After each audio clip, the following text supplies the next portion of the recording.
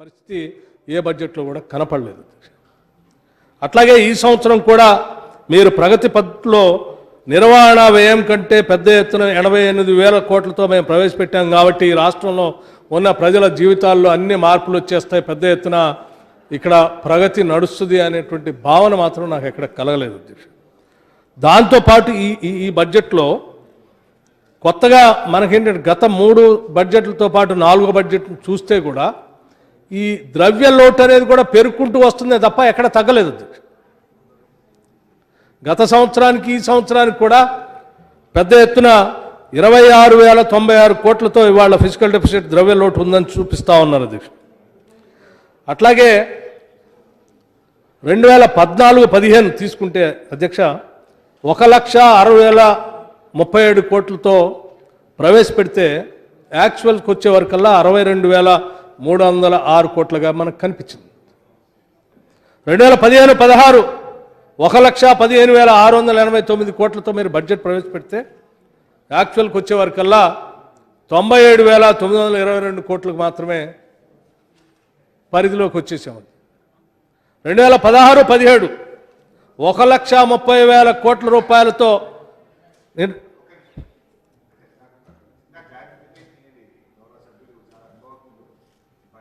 మాట్లాడుతుందా పద్దుల మీద మాట్లాడుతుందా అనేది కొంచెం మాకు కన్ఫ్యూజన్ వస్తుంది. ఎందుకంటే బహుశా బడ్జెట్ మీద మీకు మాట్లాడే అవకాశం రాలేదు కనుక పద్దులు బడ్జెట్ కలిపి మాట్లాడుతున్నారా? ఎందుకంటే బడ్జెట్ అయిపోయింది, నిన్న మంత్రి గారు రిప్లై కూడా ఇచ్చిండ్రు. ఈరోజు జరుగుతున్నది వ్యవసాయం మీద వివిధ పద్దుల మీద చర్చ జరుగుతుంది. బహుశా మరి ఇప్పటిదాకా మేము 4-5 నిమిషాల నుంచి వింటా ఉన్నాం, పద్దుల్లోకి వస్తారేమో అంటే మీరు బడ్జెట్ మీదనే మాట్లాడుతున్నారు. ఆ క్లారిటీ ఇచ్చి మాట్లాడితే మంచిది. లెజిస్లేటివ్ అఫైర్స్ మినిస్టర్ గారికి నేను పద్దుల మీదనే మాట్లాడుతూ ఉన్నాను. అయితే ఈ పద్దులకి అలాట్ చేసినటువంటి బడ్జెట్ కూడా ఈ బడ్జెట్లో ఉంచితే బడ్జెటేతర నిధులు కాదు అధ్యక్షుడు. కాబట్టి డెఫినెట్గా పద్దుల మీద మాట్లాడేటప్పుడు బడ్జెట్ మీద ఉన్నటువంటి సమగ్రమైనటువంటి విషయాన్ని చెప్పి ఆ తర్వాత పద్దుల్లోకి వచ్చి మాట్లాడటం అనేది సహజంగా చేస్తారు. బహుశా వారికి వేరే ఆలోచన ఉంటే నేనేం చేయలేను అధ్యక్ష. అధ్యక్ష, ఓవరాల్గా బడ్జెట్ గొప్పలుగా చెప్పుకునేటువంటి బడ్జెట్ ఎక్కడా కూడా సక్రమంగా లేదు అధ్యక్ష అని చెప్పడం కోసమే నేను ఈ ఉదాహరణలు చెప్తూ వచ్చాను. అట్లాగే వ్యవసాయం గురించి పెద్ద ఎత్తున మేము నిధులు కేటాయించాం. ఈ నిధులతో రాష్ట్రంలో వ్యవసాయం పెద్ద ఎత్తున అభివృద్ధి చెందబోతా ఉంది. దీంతో రాష్ట్రంలో ఉన్నటువంటి జనాభా యొక్క జీవితాలన్నీ కూడా మారిపోతూ ఉన్నాయనేటువంటి ఆలోచనతో ఆర్థిక శాఖ మంత్రులు గారు కానీ లేకపోతే ఇతర మంత్రులు కానీ మాట్లాడారు. 2017-18 అగ్రికల్చర్ డిపార్ట్మెంట్కి సంబంధించి 5,942 కోట్ల రూపాయలతో ప్రవేశపెట్టినటువంటి ఈ బడ్జెట్లో అధ్యక్ష 52% జనాభా వ్యవసాయం మీద ఆధారపడి జీవనం సాగిస్తూ ఉన్నారు. ఇంత పెద్ద ఎత్తున ఆధారపడి ఉన్నటువంటి వ్యవసాయ రంగం కోసం మేము చాలా పెద్ద ఎత్తున చేశాం, అద్భుతాలు సృష్టించబోతా ఉన్నామని చెప్తా ఉన్నారు. గత 4 సంవత్సరాల నుంచి 3 సంవత్సరాల నుంచి 4 బడ్జెట్లో 3 సంవత్సరాల నుంచి మీరు ప్రవేశపెట్టినటువంటి లేకపోతే అద్భుతాలు చూపించినటువంటి వ్యవసాయ బడ్జెట్లో మీరు సాధించినటువంటి విజయాలు ఏమన్నా ఉన్నాయా అని లోతుగా ఒకసారి వ్యవసాయ రంగాన్ని చూస్తే నాకు ఎక్కడా పెద్దగా ఏమీ అద్భుతాలు ఏమి కనిపించలేదు. ఉదాహరణకి అధ్యక్ష, వీళ్ళు గొప్పలు చెప్పుకునేటువంటి వ్యవసాయ రంగం మీద అధికంగా అలాట్ చేసినటువంటి బడ్జెటే కాకుండా వ్యవసాయ రంగానికి సంబంధించి మేము దాదాపు ₹1,00,000 వరకు ఒకటేసారి రుణమాఫీ చేశాం అని చాలా గొప్పగా చెప్తా ఉన్నారు. అట్లాగే బ్యాంక్స్ నుంచి ఈ సంవత్సరం 2017-18కి 46,946 కోట్ల రూపాయలు ఈ లెండింగ్ టార్గెట్ ఫిక్స్ చేశాము, అగ్రికల్చర్ లెండింగ్ అని చెప్పి చెప్తా ఉన్నారు అధ్యక్ష. గత 3 సంవత్సరాల నుంచి అస్తవ్యస్తమైనటువంటి మీ రుణమాఫీ విధానం వల్ల ఈ రాష్ట్రంలో ఏ కమర్షియల్ బ్యాంక్ కూడా ఈ 17,000 రూపాయలు మీరు రుణభారం అని చెప్పి మాఫీ చేస్తామని చెప్పే అకౌంట్స్లో 35 లక్షల మంది రైతులకు ఎవరికి కూడా ఈ రాష్ట్రంలో కమర్షియల్ బ్యాంక్స్ ఎవరు కూడా ప్రాపర్గా రుణాలు ఇచ్చినటువంటి పరిస్థితి ఈ రాష్ట్రంలో లేదు. లేకపోగా బయట నుంచి ఈ 3 సంవత్సరాల నుంచి మీరు 4 ఇన్స్టాల్మెంట్స్ చేయటం వల్ల అది ఇర్రెగ్యులర్ అకౌంట్గా మారిపోయి ఆ ఇర్రెగ్యులర్ అకౌంట్గా మారటం వల్ల అతనికి కావాల్సినటువంటి స్కేల్ ఆఫ్ ఫైనాన్స్తో వ్యవసాయానికి పెట్టుబడికి కమర్షియల్ బ్యాంక్స్ డబ్బులు అప్పు ఇవ్వనటువంటి పరిస్థితుల్లో బయటికి పోయి వడ్డీకి తెచ్చుకోవాల్సినటువంటి పరిస్థితి ఉత్పన్నమైతే ఆ పరిస్థితిలో కూడా ఒక్కొక్కళ్ళు 2 రూపాయలకో 3 రూపాయలకో వడ్డీకి తీసుకొని వచ్చి అంతిమంగా వ్యవసాయాన్ని పెట్టుబడి చేసుకుంటూ ముందుకు పోతామంటే 3 సంవత్సరాలు మీరు చెప్పినటువంటి 4 ఇన్స్టాల్మెంట్ కూడా పూర్తయితే అంతిమంగా మళ్ళీ వాళ్ళందరూ ₹1,00,000 కట్టాల్సినటువంటి రైతు 3.5 లక్షల రూపాయలు అప్పు భారంగా మిగిలేటువంటి పరిస్థితి ఈ రాష్ట్రంలో రైతుల మీద చాలా స్పష్టంగా కనిపిస్తూ ఉంది. ఇది దానికి తోడు ఈ మధ్య కనీసం అదేనా దొరుకుతుందని అంటే ఈ డిమానిటైజేషన్ పేరు మీద క్యాష్ అంతా బ్యాంకులోనే వేయాలని చెప్పడం వల్ల ఆ చివరికి 2 రూపాయలు 3 రూపాయలు దొరికేటువంటి వడ్డీ కూడా దొరకనటువంటి పరిస్థితుల్లో రైతులు ఈ రబీ పంటల్లో పెద్ద ఎత్తున వ్యవసాయం చేయలేక చాలా మూలన పడినటువంటి పరిస్థితి కూడా ఈ రాష్ట్రంలో మనం చాలా స్పష్టంగా చూస్తూ ఉన్నాం అధ్యక్ష. అట్లాగే అధ్యక్ష, దీనికి తోడు ఈ రాష్ట్రంలో వ్యవసాయాన్ని అభివృద్ధి చేయడం కోసం పెద్ద ఎత్తున 25,000 కోట్లతో మిషన్ కాకతీయ పేరు మీద 46,000 చెరువుల్ని మేము పూడికలు ఇస్తున్నాం. పెద్ద ఎత్తున దాదాపు 25 నుంచి 30,000 చెరువులన్నీ పూర్తయిపోయినాయి.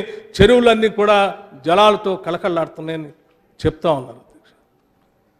మరి మీరు ఎంత పెద్ద ఎత్తున ₹1,00,000 రుణమాఫీ చేసి 25,000 కోట్లతో ఈ మిషన్ కాకతీయ పేరు మీద దాదాపు 30,000 చెరువులన్నింటినీ పూడిగదీసి జలాలతో నింపి అద్భుతంగా కళకళలాడుతూ ఉంటే మరి పెద్ద ఎత్తున ఈ రాష్ట్రంలో వ్యవసాయ అభివృద్ధి, ప్రొడక్షను, వ్యవసాయ సాగు విస్తీర్ణ ప్రాంతం పెరగాలి తప్ప తరగటానికి అవకాశమే లేదు అధ్యక్ష.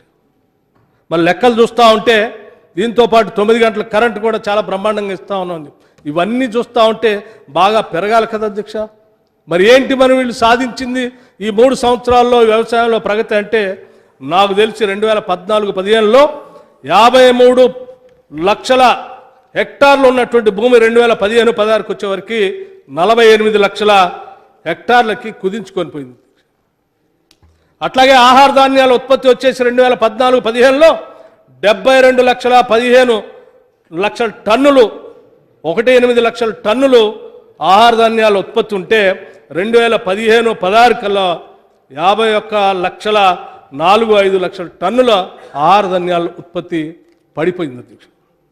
పోనీ వరి సాగు విస్తరణలోనైనా చెరువులన్నీ నిండినాయి కదా, బ్రహ్మాండంగా పంటలు పండుతున్నాయని చూస్తే 2015-16లో 3.69 లక్షల హెక్టార్లకి గతంలో 10.46 లక్షల హెక్టార్లకు ఉన్నదాన్ని చివరికి 3.69 లక్షల హెక్టార్లకి పూర్తిగా పడిపోయింది అధ్యక్ష.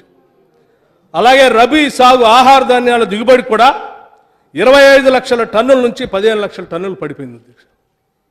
మొక్కజొన్న వచ్చి 7 లక్షల హెక్టార్ల నుంచి 5.73 లక్షల హెక్టార్లకి పడిపోయింది అధ్యక్ష.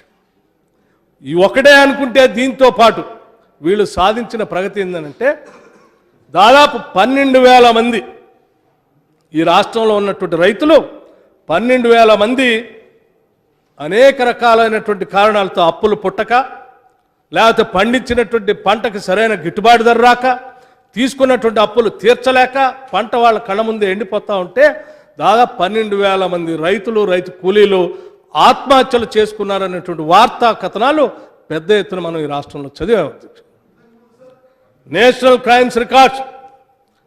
క్రైమ్ రికార్డ్స్ బ్యూరో ప్రకారమే 1,400 మంది ఫార్మర్సు అట్లాగే కూలీలు మరణించారని లెక్కలు ఆత్మహత్యలు చేసుకున్నారని లెక్కలు చెప్తా ఉన్నారు అధ్యక్ష. అంటే నేను ఈ లెక్కలన్నీ ఎందుకు చెప్తా ఉన్నానంటే అధ్యక్ష, గత 3 సంవత్సరాల నుంచి మేము చాలా పెద్ద ఎత్తున విజన్తో వ్యవసాయం మీద ఈ రకమైనటువంటి పెట్టుబడులు పెట్టాం, చెరువులు బాగు చేస్తూ ఉన్నాం, లేకపోతే రకరకాలైనటువంటి ₹1,00,000 మాఫీ చేశాం, 9 గంటలు కరెంటు నిరంతరాయంగా ఇస్తూ ఉన్నాం, చెరువులన్నీ కళకళలాడుతూ ఉన్నాయి, ప్రాజెక్టుల నుంచి నీళ్లు వస్తూ ఉన్నాయి, అద్భుతంగా సాగుతున్నాయి. అంటే ఈ రాష్ట్రంలో ఉన్నటువంటి లెక్కలు ఇవి అధ్యక్ష. సాధించినటువంటి ప్రగతి అంతా కూడా ఆత్మహత్యల్లోనూ, పంట వ్యవసాయ సాగు విస్తరణ తగ్గటంలోనూ, ఆహార ధాన్యాల ఉత్పత్తిలోనే తగ్గింది తప్ప వీళ్ళు సాధించిన ప్రగతి నాకు ఎక్కడ కనపట్లేదు అధ్యక్ష. పోనీ దీంతో పాటు ఇన్ని ఇబ్బందుల్లో కూడా ఉన్నటువంటి రాష్ట్రంలో రైతుల ఇబ్బంది పడి రకరకాలైనటువంటి పంటలు పండిస్తే ఆ పంటలకైనా ఏమన్నా ధరలు కల్పిస్తూ ఉన్నారా కొనిపించే పరిస్థితిలోనే ఈ రాష్ట్రం ఉందా అని అంటే అధ్యక్ష ఎక్కడ కనపట్లేదు అధ్యక్ష. ఆ పండినటువంటి పంటల రేట్లు కూడా చూస్తూ ఉంటే చాలా ఆశ్చర్యం కలుగుతూ ఉంది అధ్యక్ష. పత్తి గతంలో 6,000 రూపాయలు ఉంటే ప్రస్తుతం 4,500 నుంచి 5,000 రూపాయల మధ్యలోనే అమ్ముకునేటువంటి పరిస్థితి పత్తి పండించినటువంటి రైతుల దుస్థితి కనిపిస్తూ ఉంది అధ్యక్ష. అట్లాగే అధ్యక్ష తేజ మిర్చి గతంలో 13,100 ఉంది, అక్కడ నుంచి ఇప్పుడు 7,000 రూపాయలకు పడిపోయింది అధ్యక్ష. కామన్ మిర్చి వచ్చి 11,000 నుంచి 5,000, 5,500కి పడిపోయింది అధ్యక్ష.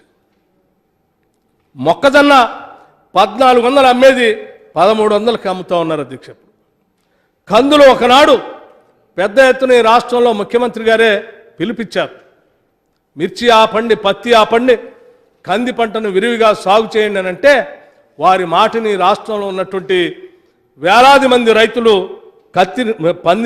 కందిని పండిస్తే అది ఈరోజు ఒకనాడు 10,000 రూపాయలు అమ్మితే ఈరోజు 4,200 రూపాయలకి కంది అమ్మేటువంటి పరిస్థితి కనిపిస్తూ ఉంది.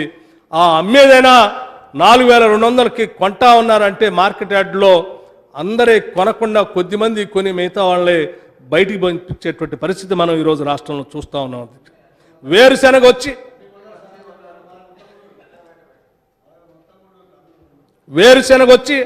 6,000 నుంచి 6,000 ఒకప్పుడు అంతే, ఈరోజు 4,000కి 4,500కి అమ్ముకునేటువంటి పరిస్థితి వచ్చింది అధ్యక్ష. పెసలు వచ్చి 9,000 అమ్ముకునేటువంటి పరిస్థితి నుంచి ఈరోజు 3,600కి అమ్ముకునేటువంటి దుస్థితి ఈరోజు రాష్ట్రంలో చూస్తూ ఉన్నాం అధ్యక్ష. ఒకప్పుడు పసుపు 17,500 రూపాయలు అమ్మినటువంటి పరిస్థితి నుంచి ఈరోజు 5,400కి 5,500కి అమ్ముకునేటువంటి దుస్థితి ఈరోజు చూస్తూ ఉన్నాం అధ్యక్ష. మరి ఏందయ్యా మనం సాధించింది? గొప్పలో పెట్టుబడి విపరీతంగా పెరిగిపోతూ ఉంది. పెట్టుబడి విపరీతంగా పెరిగినప్పుడు వచ్చేటువంటి రాబడి ఆదాయం కూడా పెరగాల తప్ప, పండినటువంటి పంట రేట్లు పెరగాల తప్ప పెట్టుబడి ఏమో పైకి పోతూ ఉంది, ఆ పంట రేట్లు ఏమో కిందికి వస్తూ రైతులు భయంకరమైనటువంటి దుస్థితిలో ఈరోజు ఇటువంటి ఇబ్బందిని ఎదుర్కొంటూ ఉన్నారు అధ్యక్ష. దీంతో పాటు ఇంకా వ్యవసాయ శాఖ మంత్రి గారు అట్లాగే ఈ రాష్ట్ర ప్రభుత్వం చాలా పెద్ద ఎత్తున ఈ వ్యవసాయాన్ని అభివృద్ధి చేయడం కోసం మేము ఫామ్ మెకనైజేషన్ చేస్తూ ఉన్నాం. ట్రాక్టర్లు పెద్ద ఎత్తున సబ్సిడీతో ఈ రాష్ట్రంలో ఉన్నటువంటి రైతులకు ఇస్తూ ఉన్నాం అని చెప్తా ఉన్నారు. విత్తనాలను పెద్ద ఎత్తున సరఫరా చేస్తున్నాం అని చెప్తా ఉన్నారు అధ్యక్ష. ఫామ్ మెకనైజేషన్ ఇచ్చిన తర్వాత అయినా ఏమైనా రాబడి ఉందంటే అది లేకపోగా ఈ సబ్సిడీ ట్రాక్టర్లో మాత్రం అక్రమాలు పెద్ద ఎత్తున జరుగుతూ ఉన్నాయనేటువంటి మాట ఈ రాష్ట్రంలో ప్రతి జిల్లాలో ఈ ట్రాక్టర్ల గురించి సబ్సిడీ ద్వారా తీసుకునేటువంటి వ్యక్తుల ద్వారా కానీ లేకపోతే పంపిణీ చేసేటువంటి వ్యవసాయ శాఖ ద్వారా కానీ జరుగుతున్నటువంటి అక్రమాల గురించి ప్రతిరోజు పేపర్లో చదువుతూ ఉన్నాం అధ్యక్ష. ఒక్కొక్క ట్రాక్టర్ మీద కావాల్సిన విధంగా ఉన్నటువంటి రేట్ని తగ్గించి కొన్ని రేట్కి రేట్లు పెంచి కావలసిన విధంగా సబ్సిడీని యాడ్ చేసుకొని సబ్సిడీ ఇస్తున్నాం అనేటువంటి పేరుతో కావలసినటువంటి వాళ్ళకి సబ్సిడీ ట్రాక్టర్లు ఇస్తూ అంతిమంగా అసలైనటువంటి అర్హత కలిగినటువంటి రైతులకి ఈ ట్రాక్టర్లు ఇంప్లిమెంట్ ఇవ్వకుండా రకరకాలైనటువంటి ఇబ్బందులు పెడుతున్నటువంటి వైనాన్ని ఈరోజు రాష్ట్రంలో పెద్ద ఎత్తున మాట్లాడుతూ ఉన్నారు అధ్యక్ష. మీ ద్వారా ఈ రాష్ట్ర ప్రభుత్వాన్ని నేను ప్రత్యేకంగా కోరుతా ఉన్నాను. వ్యవసాయ పనిముట్ల పైన మీరు ఇచ్చేటువంటి సబ్సిడీలో పెద్ద ఎత్తున గోల్మాల్ జరిగింది, అవినీతి జరిగింది అని చెప్పి బయట మాట్లాడుతూ ఉన్నారు. కాబట్టి ఈ ప్రభుత్వాన్ని నేను డిమాండ్ చేస్తూ ఉన్నాను మీ ద్వారా, దయచేసి ఈ అగ్రికల్చర్ ఇంప్లిమెంట్స్ పైన ఈ ట్రాక్టర్ల కొనుగోళ్లు పంపిణీ పైన విచారణ జరిపించాలని చెప్పి మీ ద్వారా ఈ రాష్ట్ర ప్రభుత్వాన్ని నేను డిమాండ్ చేస్తూ ఉన్నాను అధ్యక్ష. అట్లాగే నకిలీ విత్తనాలు అధ్యక్ష, పెద్ద ఎత్తున ఈ రాష్ట్రంలో నకిలీ విత్తనాలు స్వైర విహారం చేస్తూ ఉన్నాయి అధ్యక్ష. ఈరోజు రాష్ట్రంలో మిర్చి పండించినటువంటి రైతులు కానీ, మొక్కజొన్న పండించినటువంటి రైతులు కానీ, పత్తి పండించుకున్నటువంటి రైతులు కానీ వాళ్ళు వేసినటువంటి విత్తనాలు వాళ్ళ కళ్ళ ముందే ఏపుగా పెరిగి ఖాతా రాకుండా ఉంటే ఆ పొలంలో భార్యాభర్తలు పిల్లలతో సహా ఆ చెట్లను చూస్తూ ఏడ్చేటువంటి అనేక కన్నీటి గాథలు ఈ రాష్ట్రంలో చూసాం అధ్యక్ష. మరీ ముఖ్యంగా ఖమ్మంలో, వరంగల్లో, నల్గొండలో, అలాగే మహబూబ్నగర్లో అనేక ప్రాంతాల్లో ఈ నకిలీ విత్తనాలు, ఇంకా కొన్ని ఆదిలాబాద్ సంబంధించిన కొన్ని ప్రాంతాల్లో కూడా ఈ నకిలీ విత్తనాలతో ఈ రాష్ట్రంలో ఉన్నటువంటి రైతులు పెద్ద ఎత్తున నష్టపోయారు అధ్యక్ష. ఈ విషయం రాష్ట్ర ప్రభుత్వ దృష్టికి పెద్ద ఎత్తున రైతులు తీసుకొచ్చాం. కాంగ్రెస్ పార్టీ పక్షాన మేము కూడా రైతుల పక్షాన పెద్ద ఎత్తున ఉద్యమాలు చేస్తే వాళ్లపైన చర్యలు తీసుకుంటా అన్నారు. కానీ ఇంతవరకు కూడా ఈ నకిలీ విత్తన సంస్థల యాజమాన్యాలు, అలాగే ఈ నకిలీ విత్తన సంస్థల యాజమాన్యాలు ఇటువంటి నకిలీ విత్తనాలను రాష్ట్రంలో అమ్ముకోవడానికి లైసెన్సులు ఇచ్చినటువంటి పెద్ద మనుషులపైన ఇంతవరకు ఏమి చర్యలు తీసుకోకపోగా కేవలం ఆయా మండలాల్లో ఉన్నటువంటి అధ్యక్ష నేను ఎక్కడ 5 minutes పర్లేదు, మంచిగా మాట్లాడుతున్నారు. 5 minutes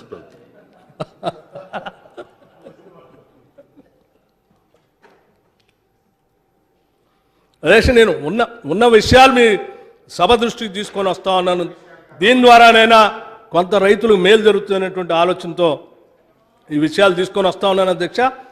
ఈ రాష్ట్ర ముఖ్యమంత్రి గారు గౌరవ చంద్రశేఖరరావు గారు చాలా సందర్భాల్లో ఈ రాష్ట్రాన్ని సీడ్ బౌల్గా మారుస్తూ ఉన్నారు. సీడ్ బౌల్గా మారుస్తాం, దేశంలో ఉన్నటువంటి అనేక రాష్ట్రాలు ఇక్కడికి వచ్చి విత్తనాలు కొనుక్కొని పోయి దీన్ని ఆదర్శంగా అభివృద్ధి చెందే ప్రాంతంగా మారుస్తూ ఉన్నారు. చూస్తే ఇది సీడ్ బౌల్ ఏమో తర్వాత సంగతి, కానీ నకిలీ విత్తనాల భండాగారంగా తెలంగాణ రాష్ట్రం మారుతూ ఉంది.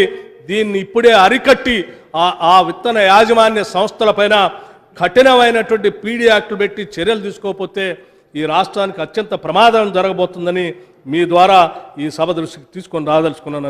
అందుకోసమే నేను మీ ద్వారా ఈ రాష్ట్ర ప్రభుత్వాన్ని, మరీ ముఖ్యంగా ఈ ముఖ్యమంత్రి గారిని నేరుగా నేను కోరుతా ఉన్నాను అధ్యక్ష. ఈ నకిలీ విత్తన సంస్థల యాజమాన్యాలకు లైసెన్సులు ఇచ్చినటువంటి పెద్ద మనుషుల పైన ఎంక్వైరీ చేపించండి. ఆ ఎంక్వైరీ రిపోర్ట్ని సభలో కూడా పెట్టండి అని చెప్పి మీ ద్వారా అడుగుతా ఉన్నాను అధ్యక్ష.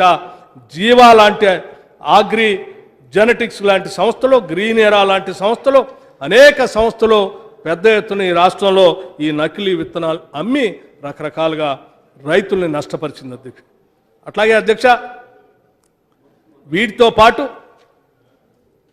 వీటితో పాటు ఈ వ్యవసాయానికి సంబంధించినటువంటి అవసరాలపైన కానీ, జరుగుతున్నటువంటి నష్టాలపైన కానీ వెంటనే ఏమన్నా ఈ ప్రభుత్వం స్పందించి ఏమైనా చర్యలు తీసుకుంటుంది అని అంటే ఎక్కడా స్పందించేటువంటి పరిస్థితి లేకపోగా చివరికి మాటలకు మాత్రమే పరిమితం అవుతున్నటువంటి పరిస్థితిని చాలా స్పష్టంగా చూస్తున్నాం అధ్యక్ష. 4 రోజుల క్రితం ఈ రాష్ట్రంలో వడగళ్ల వాన పడింది అధ్యక్ష. వరంగల్, నిర్మల్, నిజామాబాద్, కరీంనగర్ లాంటి అనేక జిల్లాల్లో వడగళ్ల వాన పడి అక్కడ పండినటువంటి పంట ప్యాడీ కానీ, మెయిజ్ కానీ, మ్యాంగో కానీ, టమాటా కానీ, టర్మరిక్, పసుపు లాంటి అనేక రకాలైనటువంటి వ్యవసాయ ఉత్పత్తులన్నీ కూడా నష్టపోతే, పండినటువంటి పంటలు నష్టపోతే ఇంతవరకు కూడా ఈనాటి వరకు కూడా వ్యవసాయ శాఖకు సంబంధించినటువంటి అధికారులు కానీ లేకపోతే శాఖ కానీ స్పందించకపోవటం చాలా బాధాకరం అని చెప్పి ఈ సందర్భంగా మీ ద్వారా ఈ రాష్ట్ర ప్రభుత్వాన్ని తెలియజెప్తూ వెంటనే దీనిపైన స్పందించి నష్టపోయినటువంటి అధ్యక్ష, నేను వ్యవసాయం ఇంకా మిగతా చాలా ఉన్నాయి, పూర్తి కాలేదు. అట్లాగే అధ్యక్ష, ఇన్ని రకాలైనటువంటి తప్పులు చేస్తూ రకరకంగా మేము గొప్పలు చేస్తున్నాం అని చెప్తూ మొత్తం ప్రొడక్షన్ అంతా పోయింది. రైతులంతా ఆత్మహత్యలు చేసుకుంటున్నారు, చెరువులన్నీ ఎండిపోయి ఉంటున్నాయి. మరి ఏం సాధించారంటే ప్రగతి ఏమి లేకపోగా ఇంకా కాంగ్రెస్ వాళ్ళకి వెళ్ళి తిరిగి ఈ అపోజిషన్లో ఉన్నటువంటి నాయకులందరినీ చూస్తూ మీకు విజన్ ఉందా, మీకు విజన్ లేదు కాబట్టి ఎట్లా ఉన్నారు, మాకు విజన్ ఉంది కాబట్టి మేము అద్భుతాలు చేస్తున్నాం అంటే మీకు విజన్ ఉంది కాబట్టే ఈ లెక్కల ద్వారా ఈ రాష్ట్రం ఏమైపోతుందో చెప్పారు. మాకు విజన్ ఉంది కాబట్టే ఈరోజు ఈ రాష్ట్రంలో కానీ దేశంలో కానీ ఆహార ధాన్యాల ఉత్పత్తి అద్భుతంగా పెరిగి ఎటువంటి కరువు కాటకాలు లేకుండా మనుషులంతా సుభిక్షంగా బతుకుతా ఉన్నారంటే ఆనాటి కాంగ్రెస్ నాయకత్వం ప్రభుత్వాలు ఆలోచన చేసి ప్రణాళికలు తయారు చేసి ముందుకు పోయింది కాబట్టే ఈనాడు మనం సుభిక్షంగా ఉండగలిగాం అధ్యక్ష.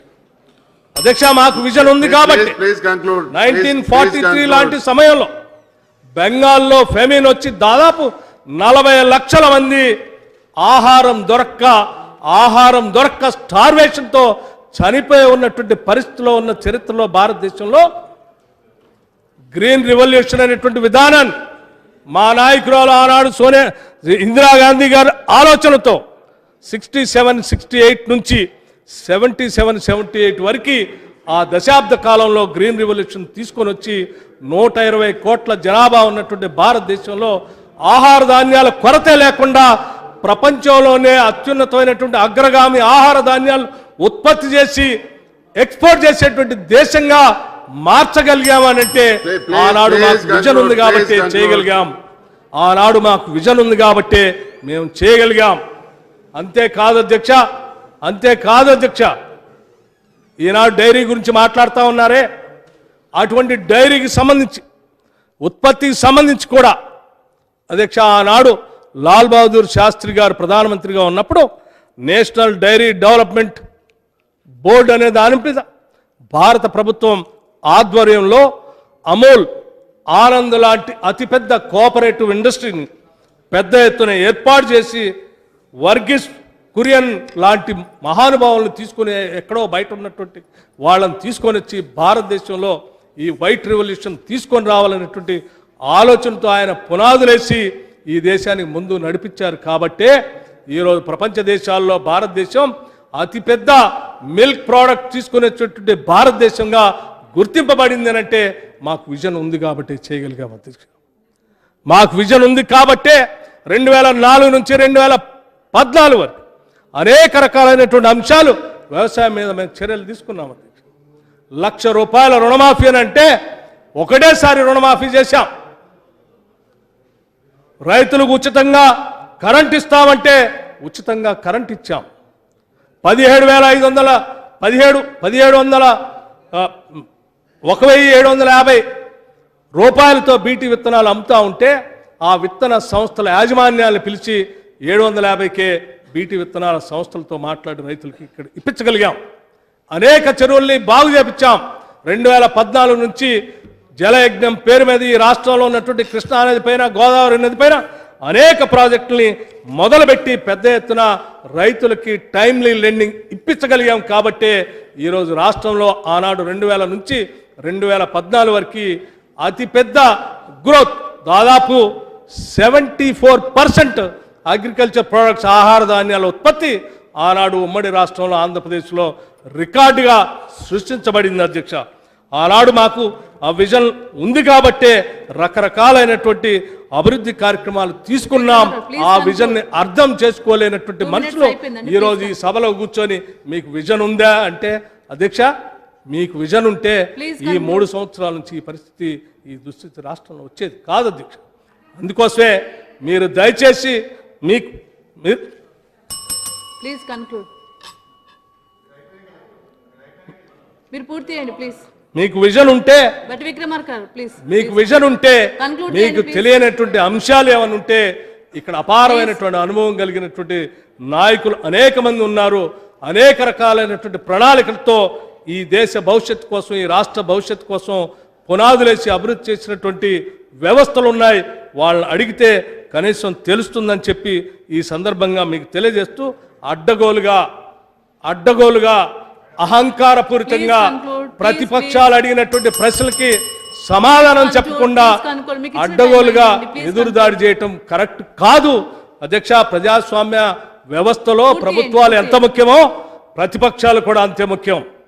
ప్రతిపక్షాలు బడ్జెట్ను ప్రవేశపెట్టినప్పుడు ప్రతిపక్షాలు ఇటు ప్రభుత్వానికి, ఈ రాష్ట్రానికి, ఈ శాసనసభకి వాస్తవాలు తెలియజేయటం కోసం అనేక విషయాలు ఈ సభ దృష్టికి తీసుకొని వస్తారు.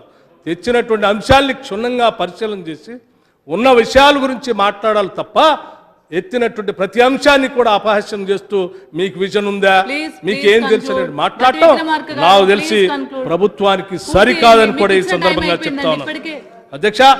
అట్లాగే ఎక్సైజ్ డిపార్ట్మెంట్ గౌరవ సభ్యులు చెన్నంనేని రమేష్ గారు, మంత్రి గారు, గౌరవ మంత్రి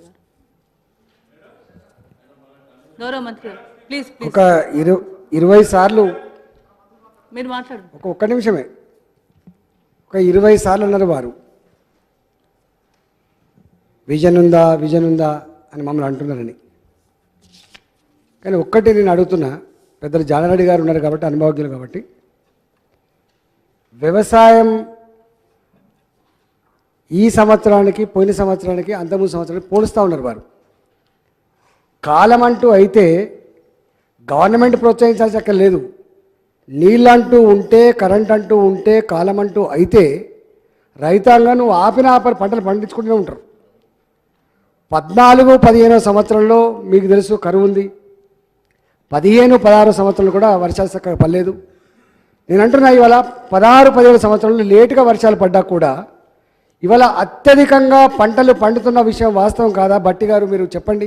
పట్టుకునే రెండవది, అసలు ప్రభుత్వాలు నీళ్లుండగా ఎప్పుడు తప్పైందంటే అధ్యక్ష, ప్రాజెక్టులలో నీళ్లుండి కూడా, భూమిలో నీళ్లుండి కూడా మేము మేనేజ్మెంట్ చేయలేక పంటలు పండలేదా?